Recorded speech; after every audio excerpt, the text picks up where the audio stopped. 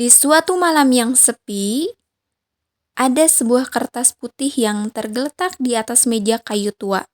Kertas itu bukan kertas biasa.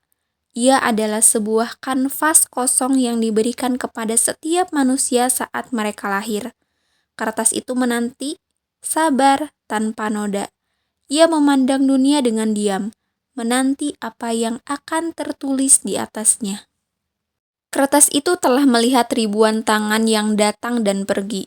Setiap orang datang dengan tinta di tangannya, dengan harapan atau ketakutan, dengan cinta atau kebencian, dengan kebijaksanaan atau kebodohan. Setiap manusia tanpa terkecuali diberikan satu kertas ini, kesempatan untuk mengisi hidup mereka dengan apapun yang mereka pilih. Namun, hanya sedikit yang menyadari bahwa mereka memiliki kendali penuh atas apa yang tertulis di atasnya. Malam itu, Sari duduk di kamarnya, memandangi secari kertas putih yang baru saja ia temukan di laci meja tua peninggalan neneknya. Kertas itu seolah memanggilnya. Meski tidak bersuara, ada sesuatu yang tak bisa ia jelaskan, rasa sepi dan penuh harapan sekaligus. Tangan Sari mengelus permukaan kertas itu perlahan, merasa ada sesuatu yang menunggu di balik putihnya.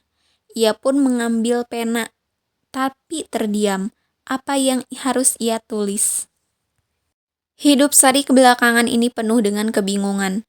Ia kehilangan arah setelah putus dengan kekasih yang sudah bertahun-tahun menemani.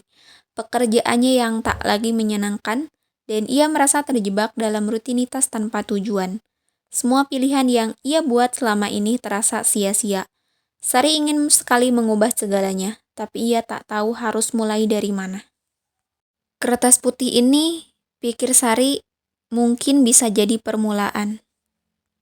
Tapi sebelum tinta pertama menetes, pintu kamar Sari berderi terbuka dengan perlahan.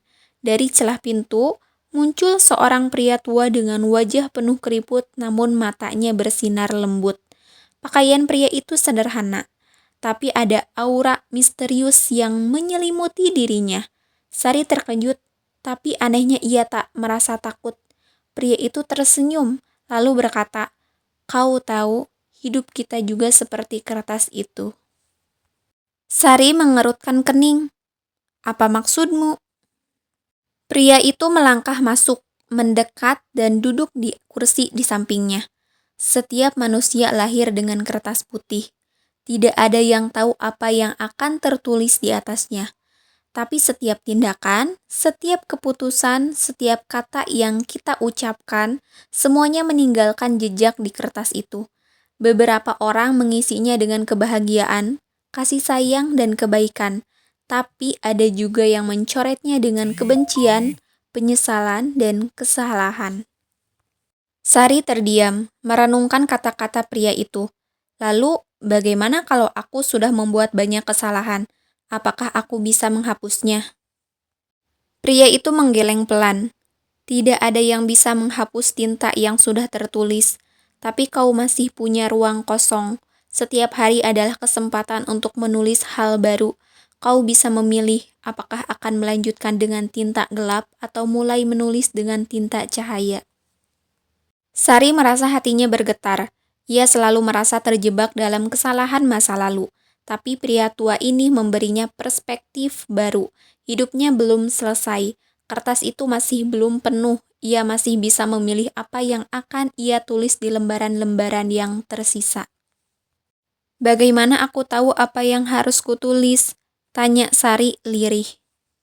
Pria itu tersenyum lagi. Kali ini lebih hangat. "Dengarkan hatimu. Setiap manusia tahu mana yang benar dan salah di dalam hati mereka.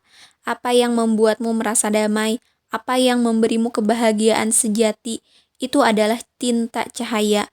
Tulis dengan itu, dan kau akan melihat hidupmu menjadi lebih indah."